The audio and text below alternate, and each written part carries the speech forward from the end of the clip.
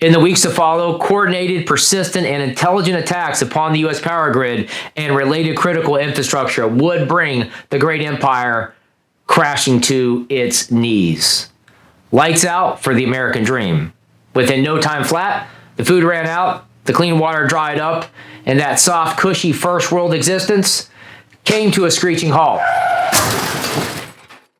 Within a month, most local police and fire departments would collapse as they ran out of resources and backups, and protest and violence would grip the nation.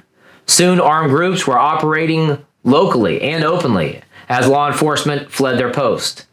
And the military, well, they were too weak and too woke to respond effectively.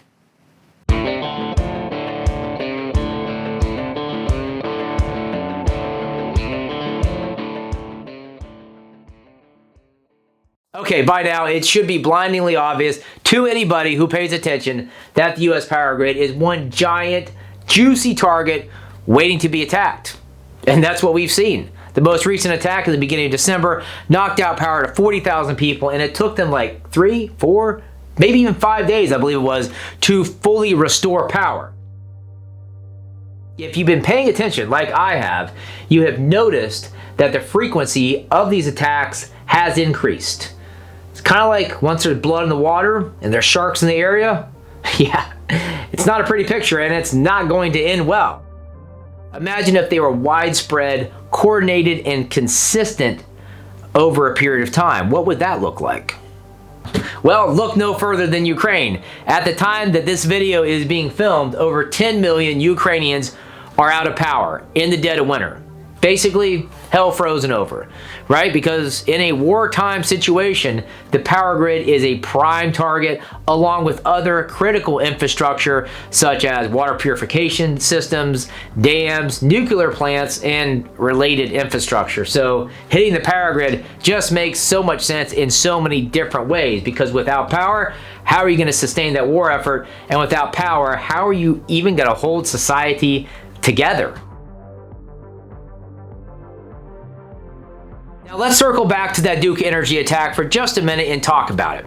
40,000 people without power, took 3 to 4 days to restore power, and if I recall correctly, millions of dollars worth of damage. Sounds pretty bad, but when I first saw the story, I really couldn't remember in recent history when I had seen a story like that. But I had this nagging thought that this was just the tip of the iceberg, that there was a ton more data under the surface that nobody was reporting on. So I went down the Google rabbit hole deeper and deeper, and I think it was like on page 12 or 15, I stumbled on this link to like this ancient page on the Department of Energy website that, lo and behold, had Excel files by year of every single incident reported on the US power grid. Guess what I did? I downloaded all those Excel files starting back in 2010 into my database, and I started massaging that data and really trying to get a good idea of what I was looking at. And here's what I uncovered. Hey, so listen, I'll be honest with you guys, I'm pretty damn proud of myself that I was able to stumble on this gold source of truth. When you hear a news story or watch a news story about the power grid, this is the source of data that they're using. So the only difference between what they're reporting and what I'm going to be reporting to you guys is the fact that they show you a tiny little segment of the information, and here we're talking big picture to be able to give you guys the information you need to make informed decisions, and not decisions based on fear, hype, and lies, which is usually what the media serves up. So what are we going to get into here? Well, first of all, I want to be clear that these Excel files go back to the year 2000. However, I only pulled from 2011 up to December 2022. And why is that? Well, simply put, it was all quiet on the Western Front from 2000 to 2010. In that span, there was a total of 815 reported outages nationwide in a 10-year time span, less than 1,000 reported outages. And only one of those outages was related to a cyber attack. And then there was, I think, 3 or 4 that were reported as being caused by vandalism.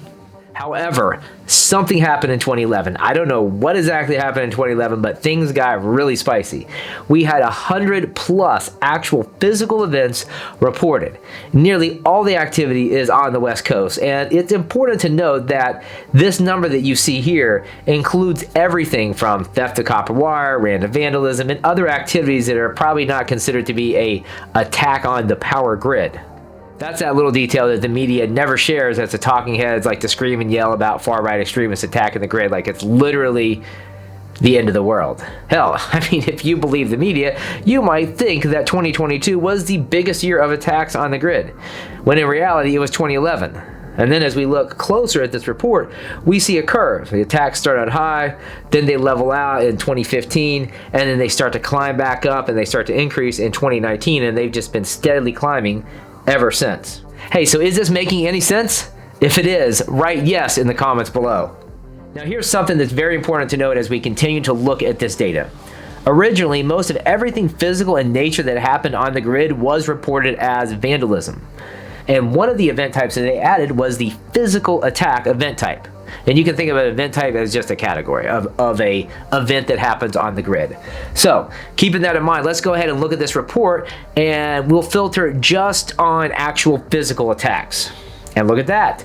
2022 is now way more active than 2011. Now let's go back and let's just flip and filter only on vandalism. Now 2011 is higher for sure. So does that mean that 2022 was somehow involving more attacks on the grid than 2011, like what they're reporting? Well, not really, because if you think about it like this, 2011 was the first year where there was a ton of activity and reports of attacks on the grid. I don't believe the Department of Energy was really prepared for that, and it took them some time to start introducing refined reporting criteria like these additional event types. In the beginning, it was just like, oh, okay, we'll just throw all that in the catch-all bucket of vandalism and call it a day. So I think when you think about it like that and you take those factors into account, 2011 is still higher in terms of physical attacks on the grid. And once again, if you know what happened in 2011 to make things pop off like that, please write me a comment down below, because I have not been able to dig that up. But I would love to know why 2011 just blew up. I have no idea. And now real quick, I want to give you a preview of my favorite report of all. And this is a beautiful visual. It is a map view of the United States with attacks broken out by state. What you're seeing here is all the attacks since 2011. And yep, we see the West Coast is definitely hot. But let's have fun with this just for a second. Let's go ahead and just filter on 2011. And you see here, yeah, we got a lot of attacks on the West Coast, mainly in Oregon, but overall the incidences are scattered and there's not as many of them, right? Now let's go ahead and just look at 2022, and you see we got way more saturation and way more activity, and activity that's building up on the East Coast as well. That's pretty interesting, right? And there's just like a billion different ways you can filter these reports and show different data, and I can't wait to get into that fully with a 3-part series on the grid that I'll be releasing in the next few months. It's going to be a lot of fun, and the amount of data and reports that I'm showing you guys right now, that's just the tip of the iceberg, so you definitely don't want to miss that. Okay, now let's go ahead and get into the highlight reel. Here are some major news stories that I dug up for the time frame of 2011 to 2022 right here in the good old US of A. Now, if you're interested in details on the power grid related like on a global level, you can obviously check out Ukraine. You can look back to even 2016 in Ukraine when there were cyber attacks against the grid. You could also check out South Africa and its collapsing power grid, and some of these other news stories I'm going to list down below. Good old California, who would have guessed? This story was probably the first well-documented instance, most famous, of a deliberate attack on the grid that I uncovered. Navy SEALs who toured the site were actually convinced that this was a professional job. The attack started when the perpetrators cut fiber optic cables and then dumped 100 plus rounds of 7.62x39 into vital electrical transformers, causing a massive oil leak and $15 million in damages. It's a miracle, honestly, that power wasn't cut to major urban centers in that general vicinity. Then staying on the West Coast but moving north to Oregon and Washington, man, this area is super active. Hell, this has been the biggest hotspot out there consistently since 2011. In December alone, there were 6 confirmed attacks, and that number continues to rise. And some of these attacks involve firearms. Now, just a few states over, in 2016, an unknown gunman knocked out an electrical power substation in rural Utah, cutting off power to 13,000 customers for an entire day and inflicting $1 million in damages and taking the station's disabled transformer offline for months on end. Shifting focus from the West Coast, there was a large attack in Arkansas in 2013. The attacker caught a 15-year sentence and nearly $5 million in fines due to a wide-ranging string of attacks that involved cutting down power poles and sabotaging an electrical support tower. In the good old Show Me State, better known as Missouri, Jackson County, power was out for more than a few hours thanks to an event that was classified as an actual physical attack. No matter what, whether the data is underreported, overreported, we do see a continued increase in physical attacks upon the power grid, and I don't expect this to end anytime soon. Because let's face it, what's not to like from the viewpoint of an attacker? Apparently all you need is an AK-47, a few well-placed shots, and you can knock out power to thousands of people for days on end and inflict millions of dollars worth of damage. So if you think about like a very low-cost, high-yield investment, yeah, an attack on the power grid would definitely rank pretty high up there. And with 75,000 substations scattered across the U.S. and 120,000 miles of power line, there is no shortage of targets to choose from. For now, we can be thankful that these attacks have not resulted in a cascading network outage. And what is a cascading network outage? Well, let me tell you, it's not a pretty picture. It works something like this. So the United States electrical grid is broken up into three main regions. There's the Western interconnection, the Eastern interconnection, and the Texas interconnection. And don't ask me why Texas is special, why they get their own interconnection. But either way, each interconnection has critical junctures and when targeted correctly can induce enough overload to shut down the grid. I mean, just imagine the entire eastern seaboard going dark. You might think that I'm over-exaggerating, but I'm not. Let's just hear it from the experts. Here's a quote from Josh Axelrod. He is a former energy security regulator, and back in 2013, he explained at an energy security conference that it just takes 7 well-placed bullets at 7 critical junctures in the eastern interconnection to take it completely offline. You would have a cascading failure that would leave 37 states without power. 37 states and millions of people. What would that look like? Well, just imagine Black Friday and the way people operate on Black Friday and multiply that by 1 million. And you get a good idea of what it would look like if the entire eastern seaboard went dark for just a short period of time, just 72 hours. Man, it'd be pretty damn chaotic. So just let that sink in for a minute. 7 well-placed bullets at 7 critical intersections of the grid can do that level of damage, can knock the entire eastern seaboard offline. That is insane. I had no idea that our power grid was that fragile. That is, I don't know, that's about as fragile as me just leaving all my doors unlocked and living in a high crime area and expecting nobody to break into my house.